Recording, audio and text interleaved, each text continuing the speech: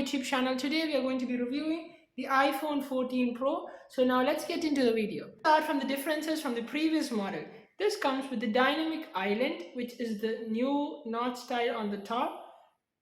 This is a very interactive notch. I'll show you how. So let's say you set a timer for 15 minutes and then you start it. So when you close the app, this goes to the dynamic island. If you want to return to it, you can click on it, or if you long press and hold it, it becomes big. You can close it or pause it over there. And let's say if I start navigation, I go to maps and I start and I go, and then you can actually, when you close the app, you can see this divides into two. So one is maps and one is timer. So if I'm in maps, I can go back to my timer by just clicking over here. This acts as a great way to switch between apps.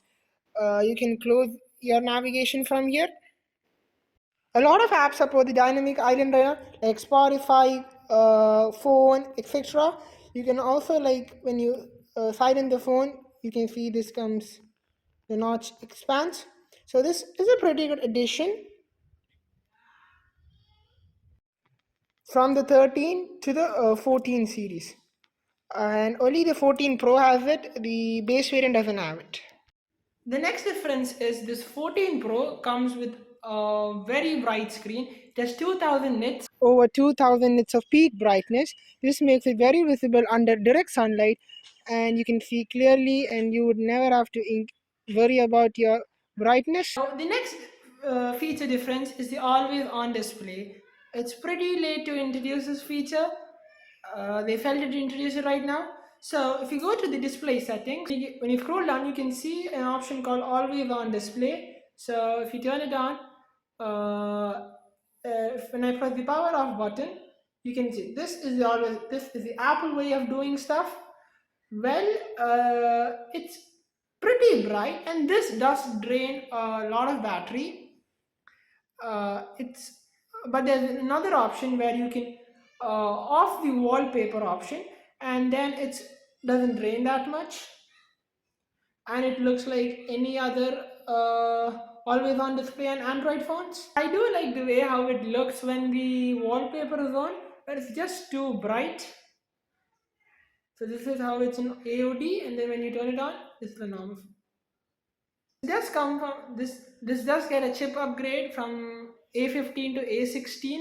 It isn't a big upgrade from the 13 Pro in terms of performance, but still a new chip. The base iPhone 14s don't get this chip upgrade. Talk about the main things, the cameras. So they improve the primary sensor from 12 megapixels to 48 megapixels. It's a big jump, but it's not really that noticeable unless you're taking pro raw photos.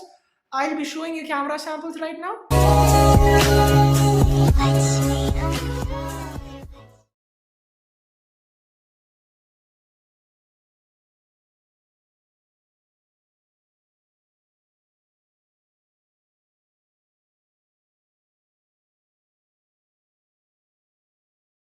This is a cinematic mode. As you can see, it blurs the background and focuses on the object. In the 14 Pro, this supports up to 4K 30, while in the 13 Pro is only up to 1080p.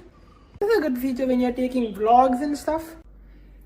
So there's also another mode called the action mode. It's just like it stabilizes a moving object when you're like running and stuff.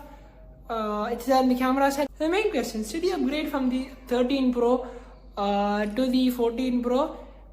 Only if you want the dynamic island, the better camera system, and the always on display. Otherwise, I don't think you have to upgrade. It's pretty small minor changes. We've seen these things way back in Android phones. Buy these new stuff, feel free to upgrade. That's it for today's video. I hope you guys liked it. If you did, hit that like button, and see you guys in another video. Till then, bye.